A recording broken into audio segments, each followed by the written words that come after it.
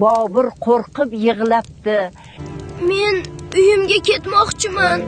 Shunda jodugar so'rabdi. Agar seni qo'yib borsam, yaxshi bola bo'lasanmi? Telefonni kam o'ynaysanmi? Onangni gapini eshitasanmi? Bobur ko'z yosh bilan: Ha, va'da beraman. Shu payt ota-onasi kelibdi va Boburni bag'riga bosibdi. Dadajon, oyijon, men endi boshqa telefon o'ynamaman. Aytganlaringizni ham qilaman. Boshqa meni jodugarga berib yormanglar.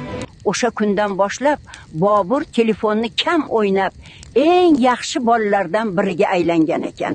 Bolajonlar, agar siz ham telefonni juda ko'p o'ynasangiz, ehtiyot bo'ling, jodugarlar kuzatib yurishi mumkin. Video foydali bo'lsa, obuna bo'lib qo'ying, chunki qiziqarli hikoyalar, ertaklar hali oldinda.